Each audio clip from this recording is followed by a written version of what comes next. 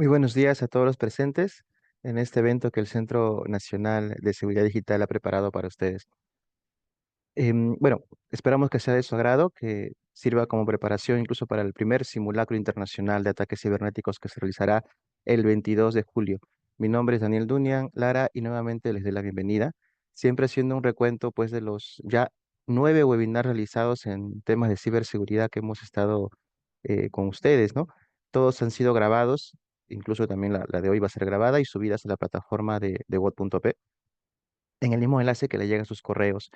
Y bueno, informarles también pues que las inscripciones que fueron realizadas hasta el 28 de junio, bueno, efectivamente han sido recopiladas y van a estar coordinadas con ustedes, es decir, se están subiendo a los grupos de Telegram, algunos de los ISOs, un grupo está siendo poco a poco incorporado, es decir, que es un grupo cerrado que estamos incorporándolo poco a poco, pero va a estar ya en breve todo el grupo de CISO que se ha inscrito, pero aquellos que no se pudieron inscribir hasta el 28 de junio ya no se pueden inscribir, o sea, tuvieron una fecha límite y ya no va a poder ser inscritos.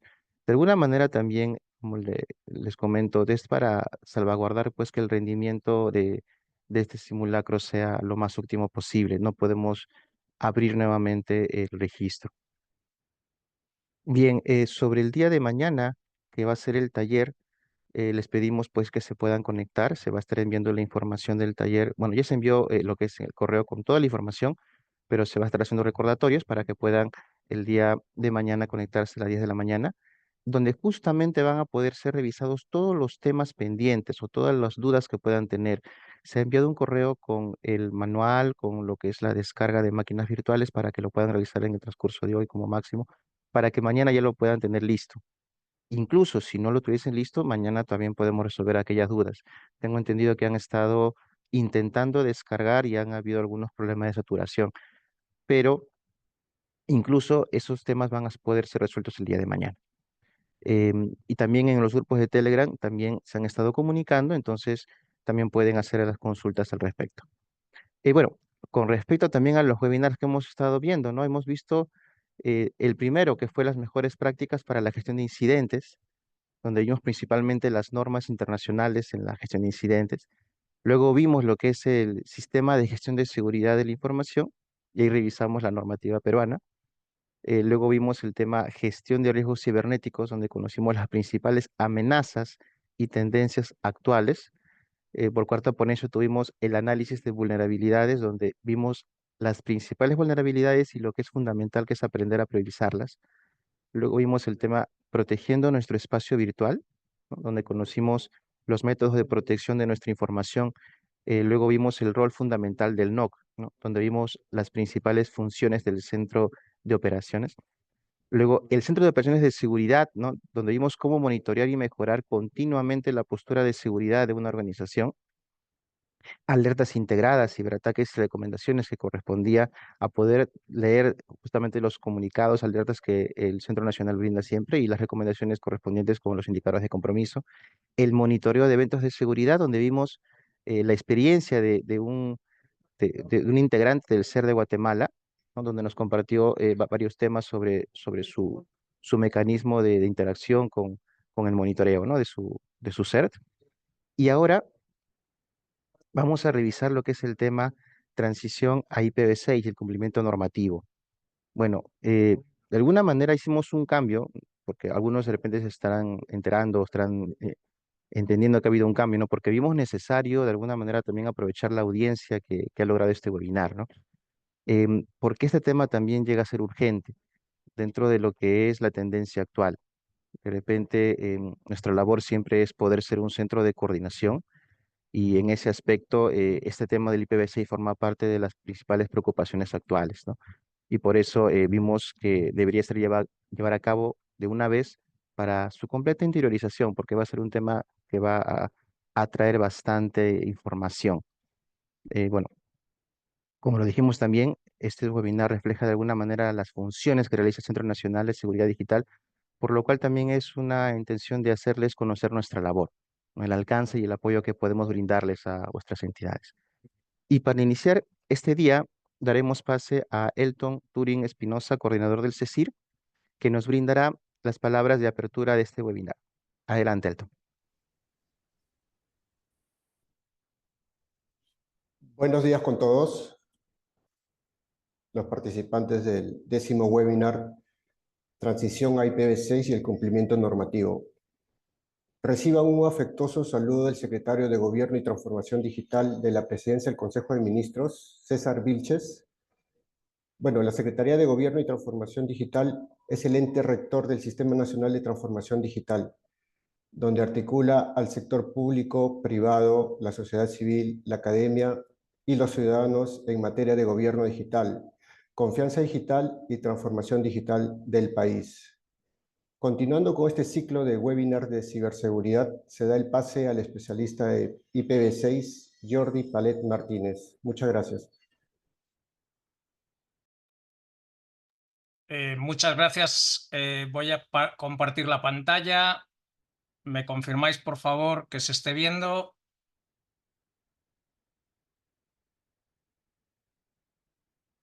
Ahí debe de estar viéndose. Todavía ya está apareciendo, Jordi. Gracias. Perfecto. Bueno, introducirme brevemente. Soy Jordi Palet, trabajo en una compañía española, pero de ámbito internacional, que es de IPv6 Company. Y como os podéis imaginar por el nombre de la compañía, pues nos dedicamos sobre todo al despliegue de IPv6, capacitación, consultoría de despliegue. Para daros una idea del trabajo que venimos haciendo, hemos empezado a trabajar en este campo. La verdad es que primero por interés personal en el año 99 y a partir del 2003 iniciamos servicios comerciales. Y bueno, hemos trabajado con diferentes gobiernos de todo el mundo y con instituciones de más de 150 países hasta la fecha en el despliegue de IPv6, tanto instituciones privadas como públicas de todos los tamaños.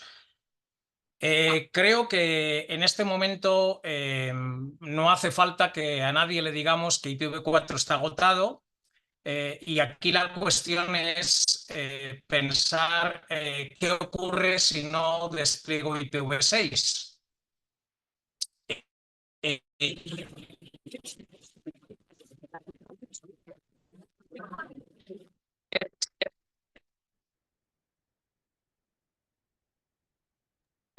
Jordi, disculpa, se está entrecortando. De repente, ¿podría revisar la conexión?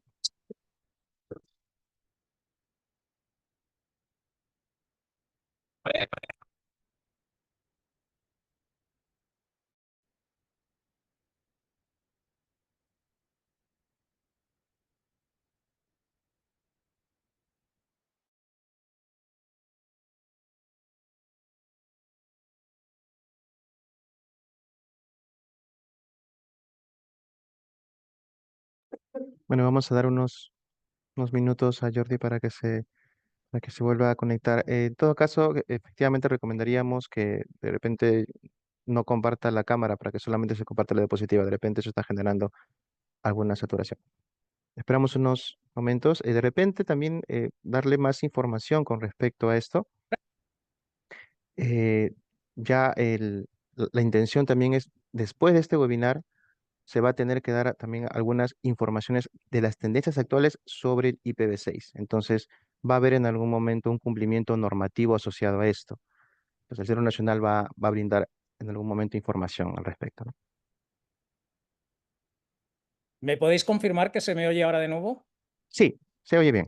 Bien. Correcto. Ahora, compartimos ¿Y la ya sin pantalla cámara para... se tiene que ver también? Sí, también está la pantalla. Perfecto. Cosas del calor. Estamos a 35 grados en Madrid y mi ordenador se quería congelar. Bueno, como os decía, realmente lo que nos ocurre al agotarse IPv4 es que tenemos que tomar sí o sí la decisión de desplegar IPv6, porque aquellos servicios que no sean visibles con IPv6, y hablamos de cualquier tipo de página web o en el caso de entidades del gobierno, pues todos los servicios de gobierno electrónico, básicamente se van a ir diluyendo en la red y en algunas partes del mundo van a dejar de ser accesibles porque ya hay muchos proveedores de servicios de Internet que no pueden desplegar IPv4 y cada vez esto va a ser una técnica más común. Y es verdad que hay servicios de transición, hay mecanismos de transición, pero no son perfectos y se van a producir y se están produciendo fallos. Yo calculo que a lo sumo en 1 o 2 años todas las instituciones deberían de tener el despliegue de IPv6, si no completado, al menos iniciado, para que esos servicios se sigan manteniendo. Y además nos puede ocurrir que dejemos de acceder a servicios que sean solo IPv6, que sin duda van a aparecer porque no tenemos ya IPv4. Bien, un detalle importante que muchas veces se desconoce es que IPv6, y estos son datos de Facebook comprobados desde el año 2015 y se están comprobando continuamente, no solamente por Facebook, sino por otras entidades, los servicios accedidos a través de IPv6 son aproximadamente un 40% de mejor calidad, más rápidos que IPv4. Y esto tiene una implicación importante, porque al final implica que si ofrecemos servicios con IPv6 al ciudadano, pues evidentemente ofrecemos mejor calidad de servicio. No estamos hablando de que técnicamente sea el doble de velocidad tal cual, sino que el tiempo de completar un HTTP GET, es decir, el obtener una página web, se multiplica por un 40% adicional de rapidez. ¿Ok? Otra cosa importante es que muchas entidades desconocen que Apple anunció en el año 2016 que en 1 año y medio después de esa fecha dejaría de soportar aquellas aplicaciones en el App Store que no tengan soporte de IPv6 only. ¿Esto qué quiere decir? Que en el momento en que Apple llegue a revisar las aplicaciones de una entidad de gobierno o de una entidad privada, da exactamente igual, y esa entidad no funcione, si se desconecta IPv4, implicaría que esa aplicación se podría retirar del App Store. Lo que hace Apple es comunicar por carta al desarrollador que esté registrado como máster, digamos, de esa aplicación, que tiene 15 días para resolverlo.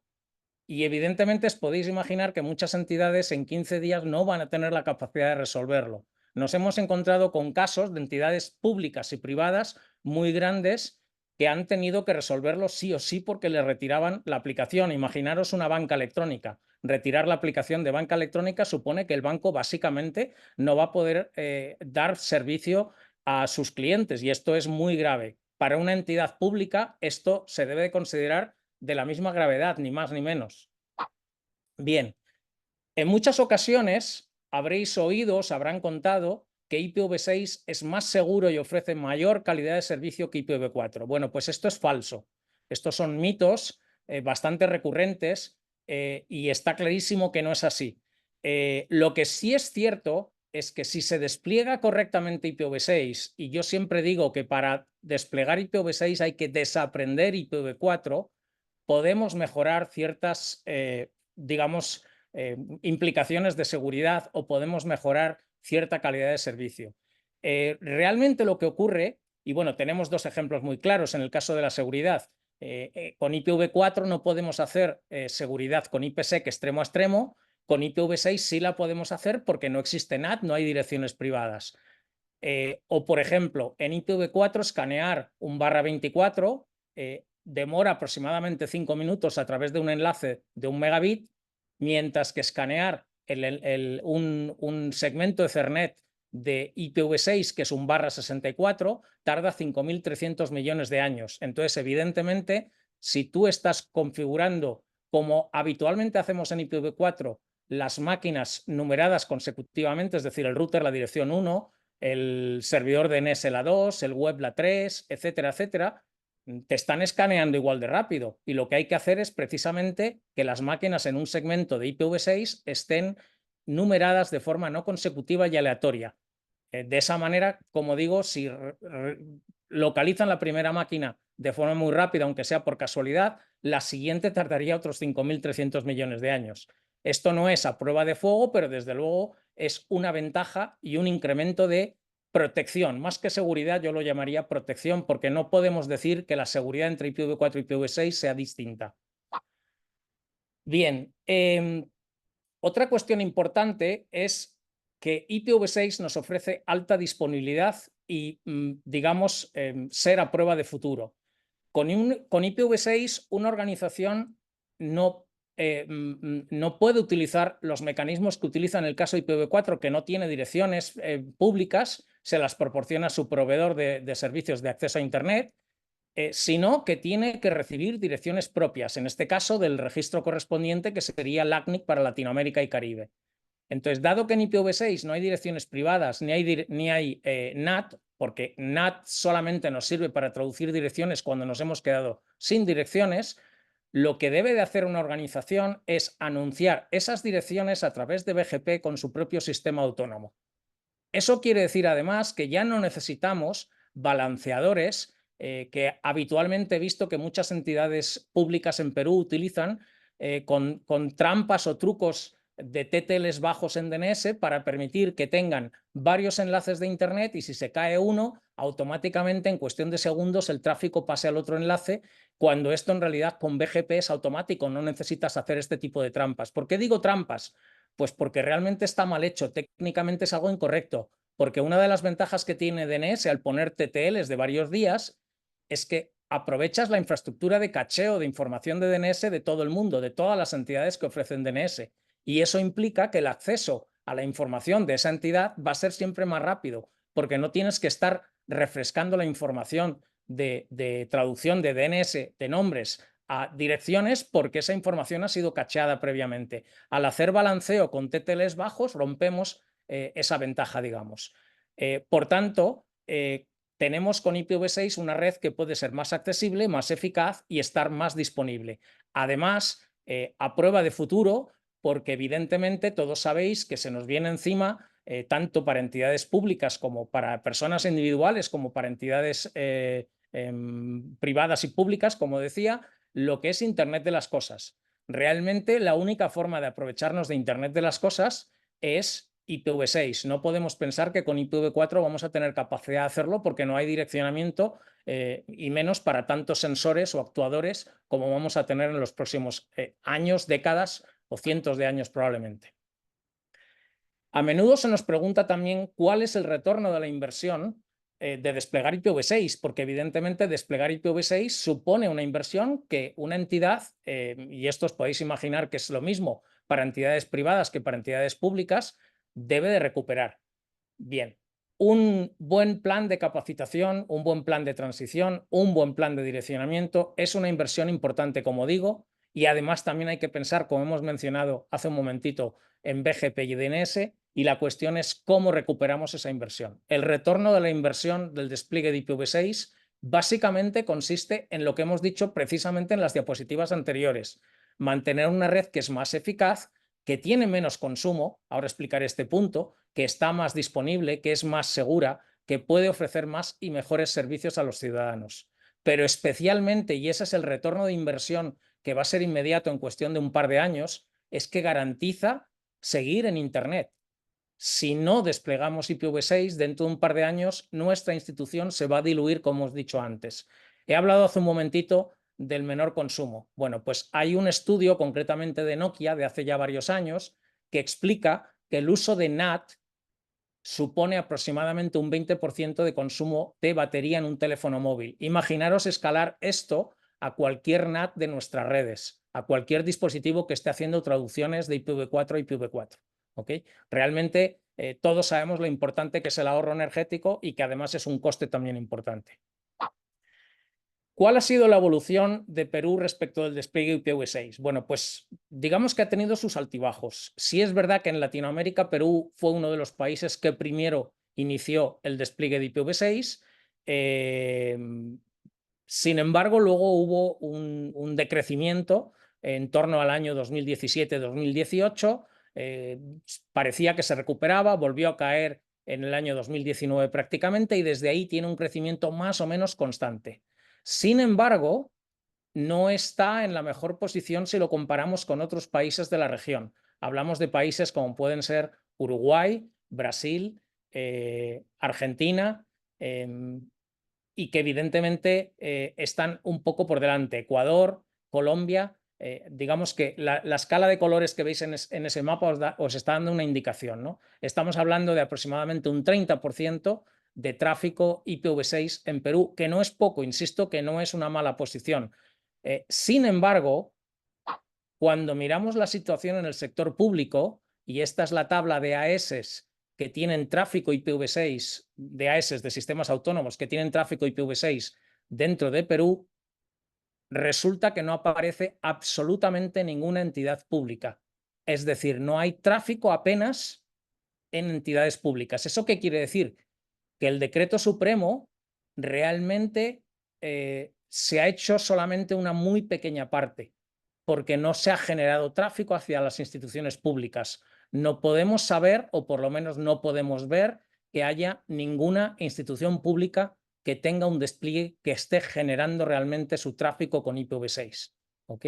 Entonces, esto es relativamente importante porque, bueno, sí que se ha hecho un trabajo, sabemos que hay una lista de 100 y pico entidades que han presentado su plan de transición, sin embargo, desde nuestro punto de vista, en base a las mediciones que son públicas en Internet y que todo el mundo puede ver, no hay entidades que realmente hayan hecho el trabajo completo, no hay entidades que tengan sus servicios disponibles a través de su propio AS en Internet. ¿Ok?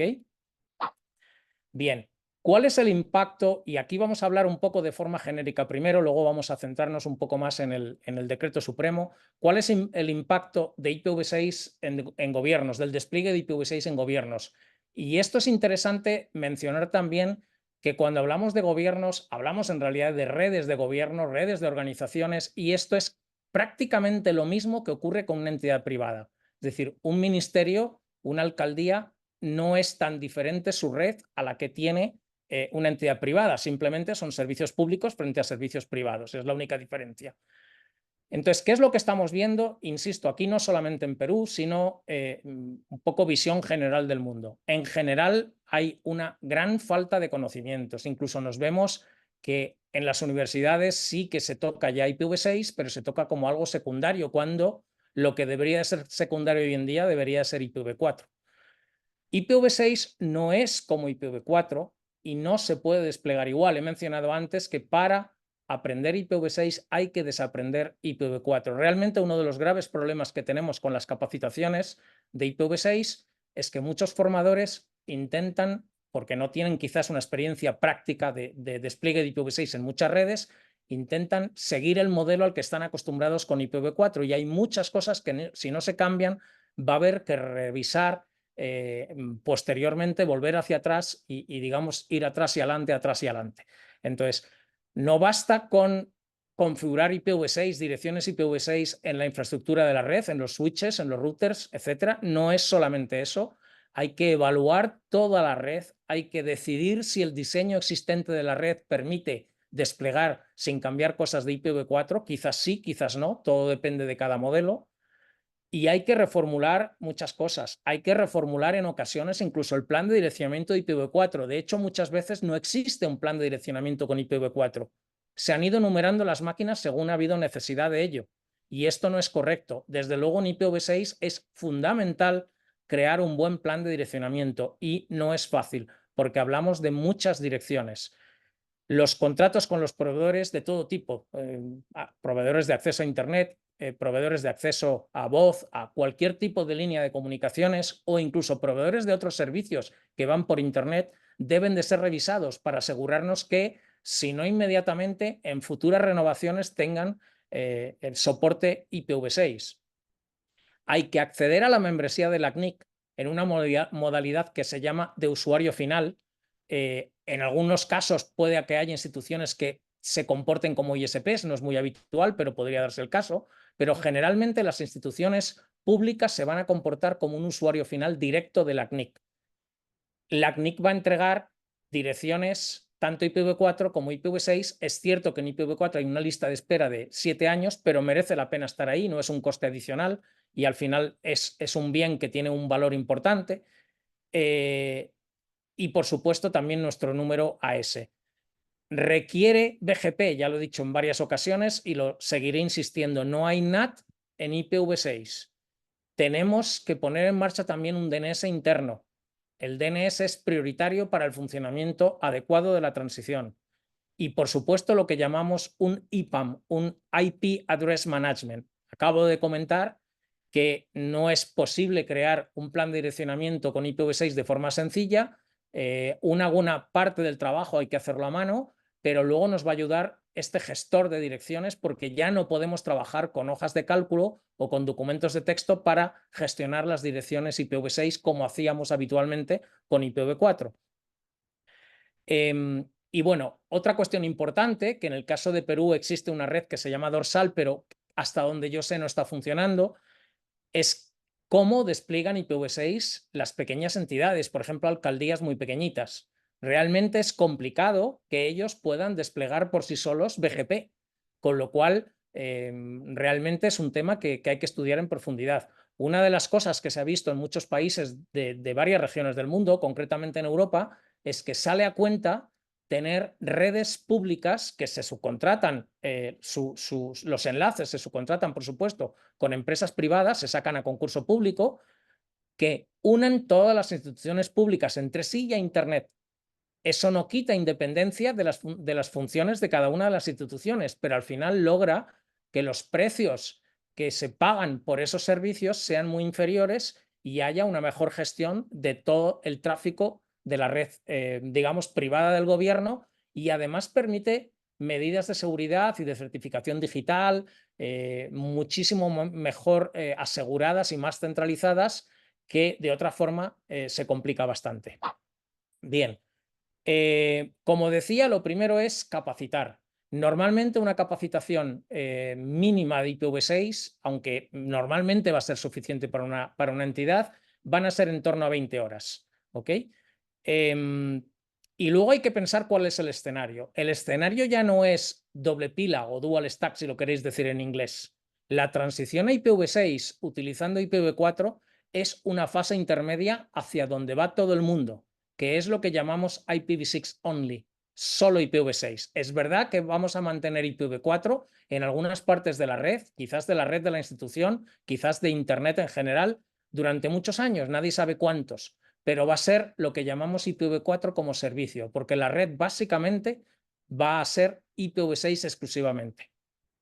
Bueno, hay que pensar en que hay que evaluar la red, hay que hacer una auditoría, una consultoría de la red, hay que evaluar las aplicaciones, la transición, el plan de direccionamiento, cómo se gestionan las direcciones, la seguridad, la auditoría de las direcciones, etc. Como comentaba antes, en vuestro caso, estamos hablando de un coste en la CNIC de inscripción como miembro de la CNIC de normalmente unos $2.500. Es raro que una entidad sea tan grande que tenga que pagar un coste mayor. Esto implica tanto direcciones IPv4 como IPv6, además $1.000 para el ASN, y esto sería solamente el primer año, es decir, el primer año hablamos de una inversión de $3.500, que relativamente es poco. Los siguientes años solo se paga por la renovación de las direcciones y se reduce esta cuota a $600. Hay que tener en cuenta que la CNIC es una entidad sin ánimo de lucro, pero va a dar también muchos servicios de capacitación en todos los ámbitos, incluso de seguridad, por ejemplo, a las entidades que son miembros de la CNIC. Es decir, que esto básicamente lo recuperas porque la experiencia de los participantes de la CNIC merece la pena, ¿no? Realmente para conseguir muchas capacitaciones que de otro modo tendrías que pagar por ellas. Hay que pensar también en un plan de despliegue y pruebas, y hay que comprobar el despliegue paso a paso y no solamente desde dentro de Perú. Hemos visto casos de despliegues en países, concretamente de Centroamérica, en los que parecía que todo funcionaba bien, pero había problemas con enlaces internacionales por la forma en la que se había desplegado IPv6 dentro de las entidades públicas. ¿Ok? Es decir, que esto es importante, hacer una buena comprobación de que todo está funcionando correctamente. El despliegue de IPv6 no es solo en el borde de la red. Y digo esto, y es muy importante insistir en ello, porque muchas entidades están entendiendo que así es. Y no, para nada. En IPv6 no existe NAT, no existen direcciones privadas, no me cansaré de repetirlo. Si tú despliegas IPv6 solamente en el borde de la red, estás obligándote a desplegar algún mecanismo que haga de NAT o de traducción contra direcciones privadas internas. Y hay quienes están vendiendo, encontramos consultoras que están vendiendo este servicio como un despliegue de IPv6, básicamente inventando un NAT de IPv6. ¿Para qué entonces necesitas IPv6? Mantente en IPv4, no tiene ningún sentido. Ese tipo de despliegue se trata de algo experimental, no es algo que pueda salir de un laboratorio, no es algo para ponerlo en producción en una red tan importante como puede ser una entidad pública. No se mantiene la interoperabilidad, no se cumplen los estándares y por tanto no estamos cumpliendo la normativa, porque los estándares, la normativa, la legislación, el decreto supremo, por mucho que no mencionen los RFCs, lo que te está diciendo es que tienes que desplegar IPv6 cumpliendo los estándares internacionales. Insisto, no hay ningún estándar que permita hacer NAT con IPv6 ni hay direcciones privadas con IPv6. ¿Realmente una entidad pública se puede arriesgar en una inversión tan importante haciendo una trampa de este tipo? Yo creo que no, cada uno que se responda a sí mismo realmente, ¿no? Bien, he comentado antes que ya llevamos muchísimos años trabajando en instituciones de todo el mundo. Igual que el decreto supremo existe en Perú, previamente hemos desarrollado para muchos gobiernos decretos similares o normativas similares, ¿no? Porque en diferentes países se llaman de diferentes formas. El primero que hicimos fue precisamente en el año 2010, que fue publicado en el 2011 para el gobierno español, y ahí en la región lo hicimos también para Colombia, me parece que fue en el mismo año también, y para Ecuador un año más tarde. ¿Okay? Es decir, que realmente tenemos bastante experiencia en este campo, no solamente en el despliegue en instituciones, sino también a nivel de cómo recomendar el despliegue a nivel de gobiernos. Y bueno, este lo conocéis, que es el Decreto Supremo de Perú. Como decía, si lo leéis con detalle, veréis que no menciona ningún RFC, pero sí que está dando unas pautas de que hablamos del despliegue de IPv6 siguiendo los estándares. Y los estándares, como de nuevo no me cansaré de recalcar, no tienen direcciones privadas ni tienen NAT con IPv6. Esto es súper importante porque de nuevo recalco que hay entidades que están vendiendo mecanismos y planes de transición basados en direcciones privadas IPv6 y en traducción de IPv6, lo cual es totalmente incorrecto y fuera de norma. ¿Cuáles son los pasos del decreto supremo para cumplir con el despliegue de IPv6? Bien, entre comillas, el fallo que vemos en el decreto supremo en base a nuestra experiencia, y digo entre comillas porque realmente es según cómo lo interpretes al leerlo, el decreto supremo no te está marcando un orden en el que tienes que hacer las cosas. Lo que te está diciendo es qué cosas tienes que hacer. Y nosotros lo interpretamos de la siguiente manera y en esta escala de, digamos, de inversión y de tiempos que requiere este trabajo. Digamos que hay una fase cero, que es el plan inicial. El plan inicial realmente requiere muy poca inversión y realmente es algo que se puede desarrollar con ciertos conocimientos básicos de IPv6 en apenas un mes. Se trata de un plan a muy alto nivel y hay que tener en cuenta una cosa, y es que esto se publica. Y lo que hemos visto es que muchas entidades públicas han desvelado datos confidenciales, han desvelado la estructura de su red, han desvelado hasta qué equipos tienen, qué aplicaciones.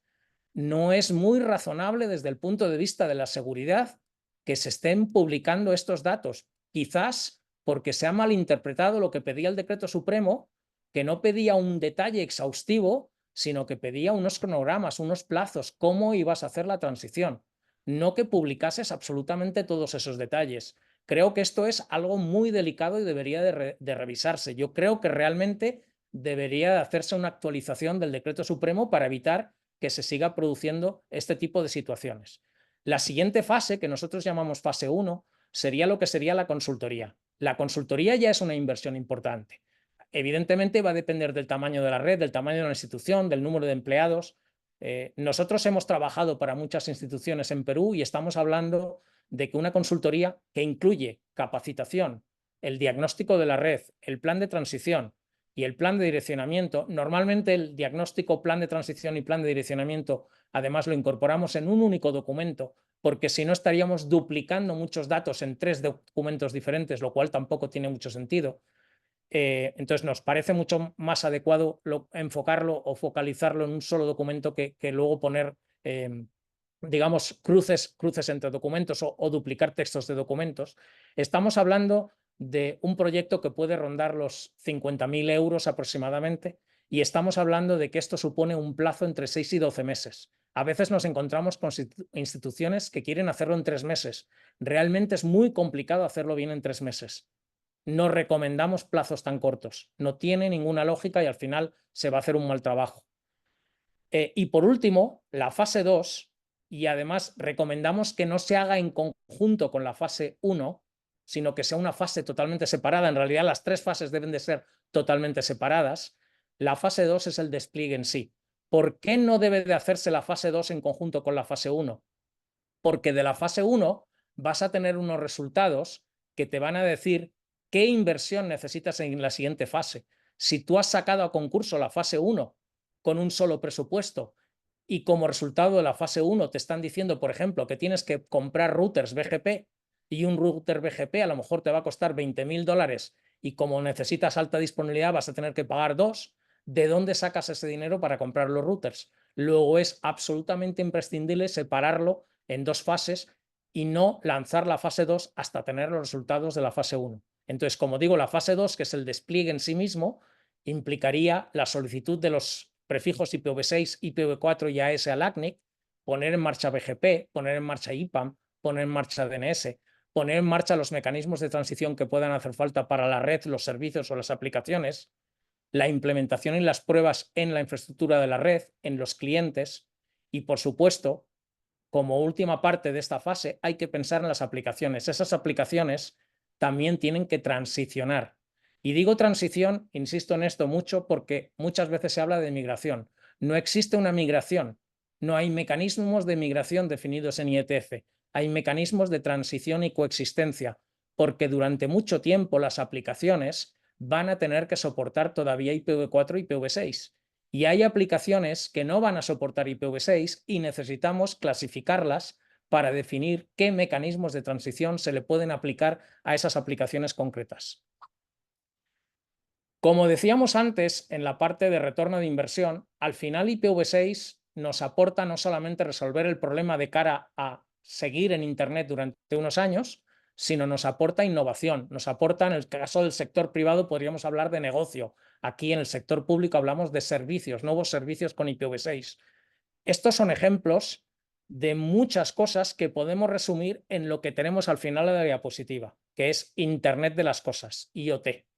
Esto es lo que nos aporta IPv6. Esto va a ser en gran medida el retorno de inversión que vamos a tener también con IPv6.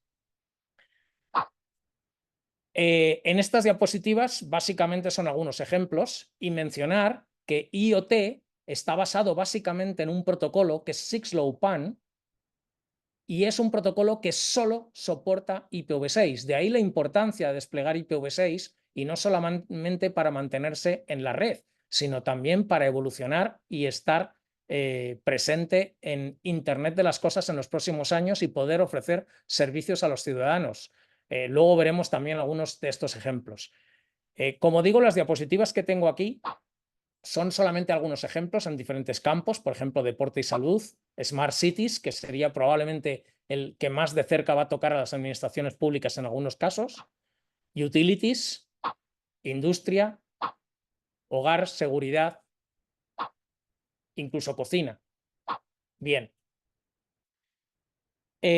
Esto es un poco una demostración evidentemente es un ejemplo de una empresa pública bien conocida, Telefónica. No trabajo para Telefónica, no se trata de vender a Telefónica en ningún caso, se trata de poner un ejemplo muy real de un caso de éxito, en este caso en el sector público-privado, podríamos decir, porque es para instituciones públicas de Reino Unido y consiste o consistía, porque creo que el proyecto está ya totalmente funcionando, en instalar 53 millones de contadores de gas y electricidad en el Reino Unido.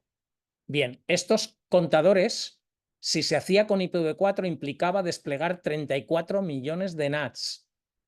Imaginaros el consumo de esos NATs, como ya decía antes, implica un 20% más de consumo energético que si lo hacemos solo con IPv6. ¿Okay? Creo que es un ejemplo bastante importante y relevante para darse cuenta hasta qué punto hasta el ahorro energético tiene, digamos, impacto el despliegue de IPv6. Y esto es otro ejemplo de una Smart City, que es el control de todos los mecanismos en una ciudad, en este caso la ciudad de Sevilla, en el sur de España, que básicamente lo que hacían o lo que hacen es controlar desde fuentes de agua hasta iluminación, semáforos, etcétera, etcétera, con Internet de las cosas, insisto, solo con IPv6. ¿Ok? Bueno, y para terminar, explicar por qué IPv6 es más rápido que IPv4, como he dicho casi al principio de esta presentación. Aproximadamente hablamos de un 40% de mejoras de prestaciones o de velocidad, si queremos decirlo así. Lo que está ocurriendo es que grandes proveedores de servicios, de contenidos, de cloud, etcétera, están ya funcionando con solo IPv6. Los data centers, y aquí tenemos el ejemplo de Facebook, desde mediados de junio del 2015 ya solo tenía soporte IPv6. ¿Qué quiere decir eso? Que cada vez que accedemos a cualquier contenido que esté en un data center con solo IPv6, tenemos un NAT en el router de nuestro hogar o de nuestra institución. Los proveedores de servicios de Internet que no han desplegado IPv6 se ven obligados a desplegar lo que llaman Carrier Grade NAT, es decir, un NAT en escala de carrier. Luego tenemos otro nivel de traducción. Y dado que el data center de Facebook, en este caso, de cualquier institución que haya migrado o hecho la transición más que migrar a IPv6 only, aunque ahí sí podríamos decir migrar porque realmente ya no tiene IPv4, excepto en el borde de la red, y ahí tenemos otra traducción más. Es decir, en el camino de ida tenemos 3 traducciones y en el camino de vuelta tenemos otras 3 traducciones. Y eso introduce, además de coste energético, como hemos dicho, introduce 6 retardos en total. ¿Ok? Este es el impacto de no realizar la transición a IPv6. Si la institución está con IPv6, cuando accede a los data centers que están solo con IPv6, la comunicación es directa extremo a extremo sin ningún tipo de transición. Y hasta ahí mi presentación. Supongo que tenemos algún tiempo para dudas, preguntas. Sí, Jordi, excelente presentación. Yo estaba justamente siguiendo todo el paso y me ponía a pensar lo complicado, pues que será que la cultura tecnológica se adapte a la nueva versión, ¿no? Y no solo por parte de los ingenieros de redes, sino también por los desarrolladores de aplicaciones, ¿no? En casos en que si no han visualizado esto, prácticamente van a tener que destinar presupuesto para volver a desarrollar todo, bueno, también trasladar la Efectivamente, información, ¿no? uno de los graves problemas son las aplicaciones. Entonces, el problema de la transición a IPv6, por supuesto que de primeras es un problema de red. En eso estamos de acuerdo y no hay ninguna duda. Pero otro de los problemas graves es que hay muchas aplicaciones de las que ya no vamos a tener código fuente, de las que ya no existen los fabricantes, no es fácil reemplazarlas, las instituciones tienen que seguir utilizándolas, no pueden seguramente realizar una inversión en cambiar todas las aplicaciones de una vez. Entonces, por eso, además de transicionar la red en sí mismo, lo que hay que hacer es estudiar y clasificar esas aplicaciones, porque algunas de ellas sí que funcionarán directamente con IPv6, en otras una pequeña trampa podrá hacer que funcionen con IPv6, por ejemplo, un stateless NAT64, habrá otras que haya que hacer unos mecanismos de transición más complicados, pero al final, en todos los casos, va a ser necesario que busquemos otras formas de resolverlo, ¿no? Claro, incluso también, justo también pensando sobre que hay algunas direcciones IPv4 que las tenemos de memoria, ¿no? Pero ahora, ¿cómo harán los ingenieros para poder de repente aprenderse de memoria algunas direcciones IPv6 que van a ser muy a menudo usadas? Ahí sí van a tener que usar su gestor de direcciones. Pues eso va a ser básico. Bueno, es que en realidad el gestor de direcciones está para eso, pero sumándole a que por eso una de las cuestiones más importantes es que también hay que desplegar un nuevo DNS. Hay que desplegar un Ah, nuevo DNS, digo, porque muchas instituciones en Perú estamos viendo que no tienen DNS propio, que lo tienen externalizado y tienen muy poco control sobre ese DNS, y ese control va a ser necesario sobre todo en la etapa de transición y de pruebas. Entonces necesitas que tengas un DNS interno muy ágil y que los externos sean secundarios. Tú no necesitas tener tu DNS autoritativo fuera de la institución, sino al revés, tener el control total del mismo.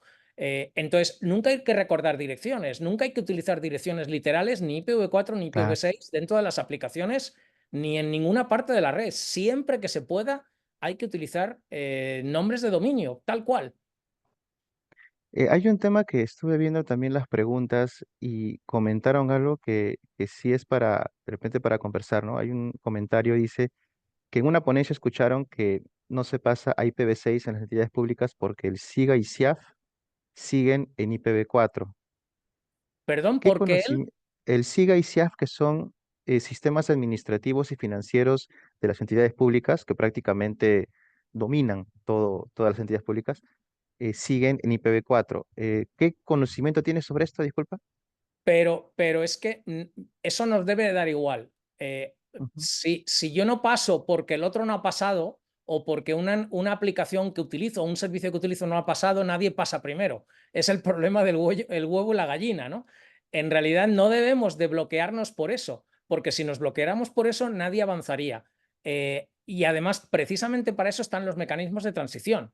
Lo que hay que hacer es evaluar si puedo seguir accediendo, al menos durante 1 o 2 años, 3 años, 4 años con IPv4 a esos servicios, aunque yo tenga mi red con IPv6. Porque lo que estamos diciendo es que en principio vamos a hacer un despliegue con doble pila, es decir, con IPv4 y IPv6, pero ese despliegue tiene que hacerse de una vez pensando que mañana puedo tener que desactivar IPv4 en algunas partes de la red.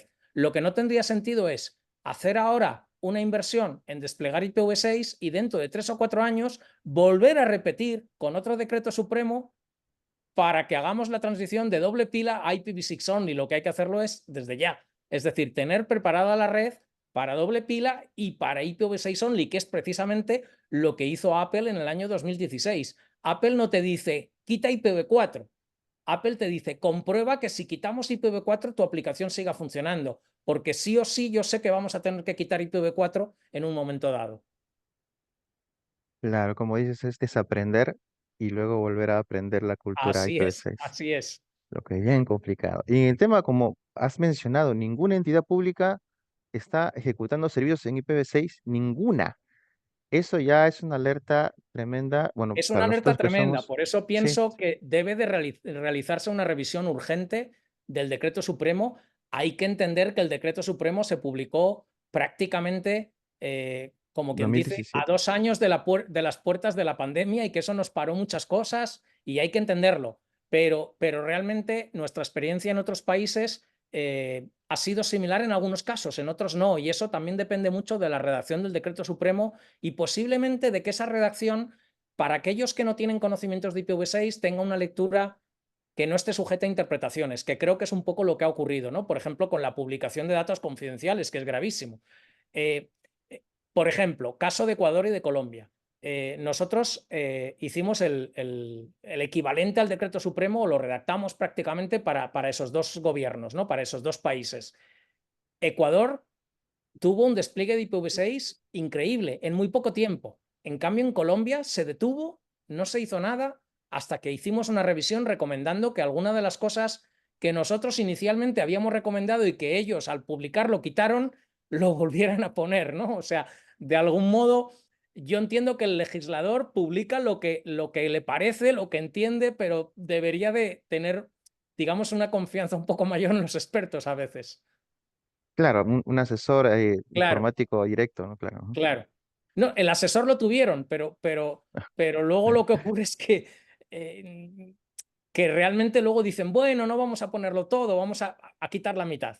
Entonces, cuando quitas la mitad, a lo mejor has quitado cosas que son muy importantes, claro. Claro, sí, efectivamente. Mire, hay varias preguntas. Voy a solamente indicar una última más Por que mi parte, por yo no ahí. tengo problema de tiempo, ¿eh? O sea que si nos Ah, tenemos que perfecto, demorar un poco más, no tengo problema. perfecto. A ver, hay una que indica sobre las herramientas en IPv6. Voy a extenderlo un poco más. Si conoces herramientas, justamente en un escenario IPv6, de repente de monitoreo que tú hayas o que tú puedas recomendar. Básicamente, todas las herramientas más o menos actuales que funcionan con IPv4 de gestión y monitorización de la red hoy en día están preparadas para IPv6, desde un Foxlight hasta un Zabbix, etcétera, etcétera, etcétera. Grafana, Influx, prácticamente todas las herramientas, porque esas herramientas en general están basadas en SNMP y SNMP tiene soporte de IPv6 desde hace muchísimos años, es decir, que ahí no hay ninguna dificultad. Perfecto. Después, una más. ¿Es obligatoria la membresía al ACNIC y pagar por un ASN? Es obligatorio porque es obligatorio y esto es algo que no están entendiendo la mayoría de las instituciones. Diría que el 99,99 no lo han entendido. Voy a intentar explicarlo sin extenderme mucho. Hoy en día, una institución que tenga IPv4 con un proveedor de Internet y tenga o con el mismo proveedor o con otro un enlace de backup, lo que básicamente tiene es un NAT en cada enlace. Las direcciones públicas son direcciones, obviamente públicas IPv4, son direcciones de cada uno de los proveedores y con el NAT hace una traducción y dentro de la red tiene direcciones privadas y solamente direcciones privadas. ¿Ok? Es posible que en algunos servicios o servidores tenga direcciones públicas, pero en general la mayor parte de la red va a estar con direcciones privadas. Entonces, cuando cambia de proveedores, porque al cabo de 3-4 años tiene que renovar el contrato y quizás el concurso público ha dado como adjudicatario otro proveedor o proveedores, lo que va a ocurrir es que las direcciones públicas le cambian, pero no se ve obligado a cambiar las direcciones privadas porque hay un NAT que las traduce. Pero en IPv6 no existe NAT, no existen direcciones privadas. Luego, las direcciones no las puedes nunca recibir de los ISPs. Si te las entrega el ISP, no vas a poder utilizarlas más que para hacer un ping desde el router que las tenga, pero no las puedes utilizar con interoperabilidad para que salgan tus servidores, tus servicios, tus usuarios. Estarías haciendo lo que decía antes, un NAT que no existe en IETF, no existen los estándares y por tanto no tienes garantizada la interoperabilidad. Es posible que otros clientes del mismo proveedor les funcione, pero es posible que desde otro proveedor o desde otro país haya algo en medio de la red que esa trampa de ese NAT con IPv6 no pase y simplemente habrás hecho un despliegue de IPv6 no conforme ni con RFCs y por tanto no conforme con el decreto supremo. Entonces, ¿eso qué quiere decir?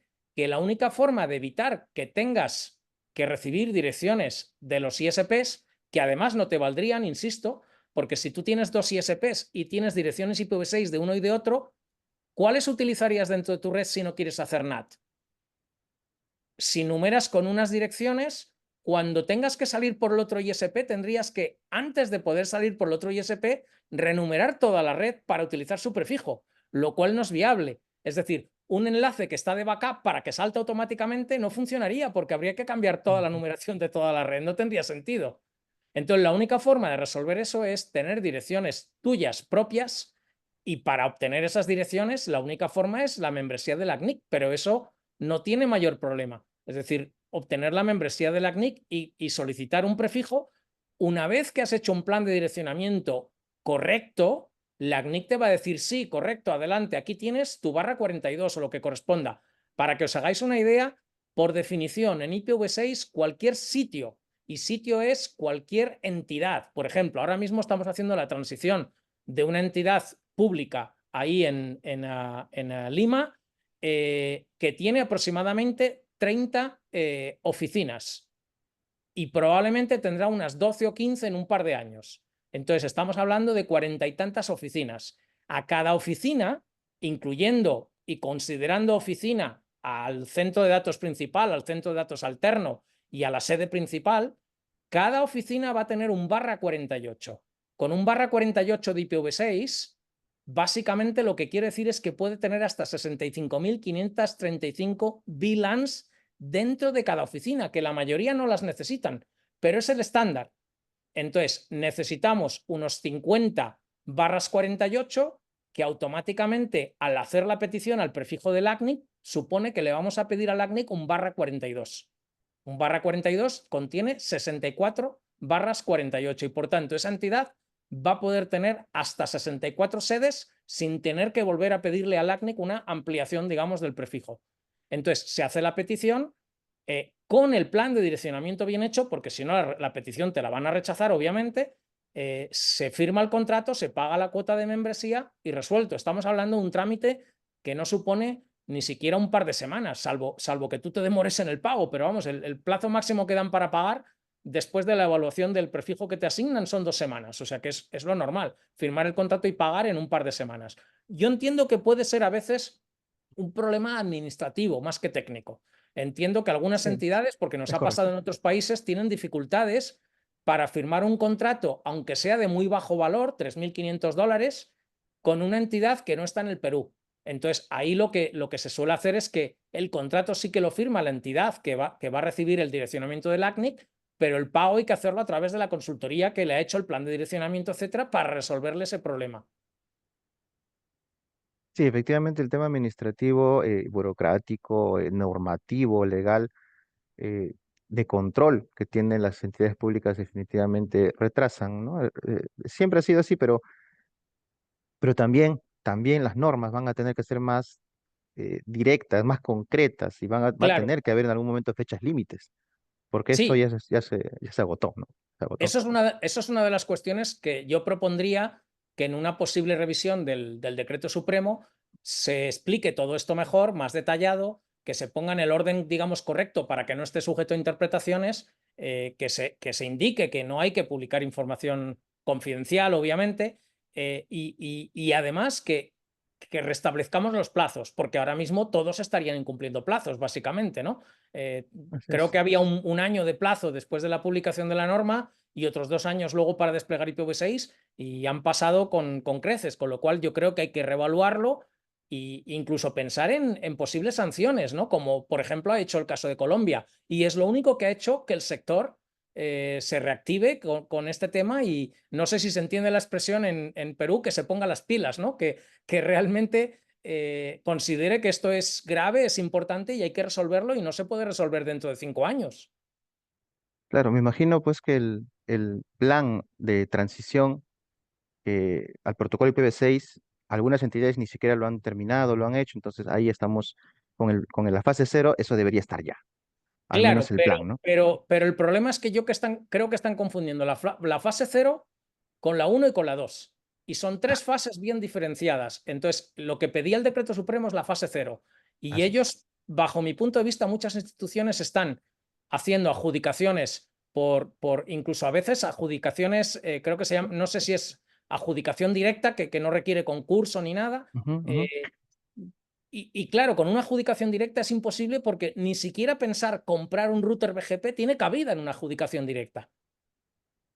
Con lo cual, Eh, es evidente que el planteamiento es incorrecto. Y sí, hablamos de que una institución de tamaño medio, pues a lo mejor necesita invertir unos $100.000 entre las 3 fases. A lo mejor realmente hay que pensar que la inversión es así de grande. Lógicamente es una inversión que no la haces de una vez.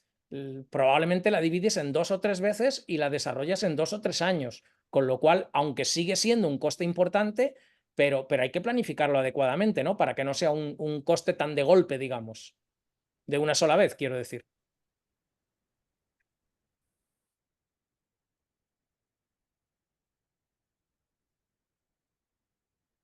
Creo que estás muteado.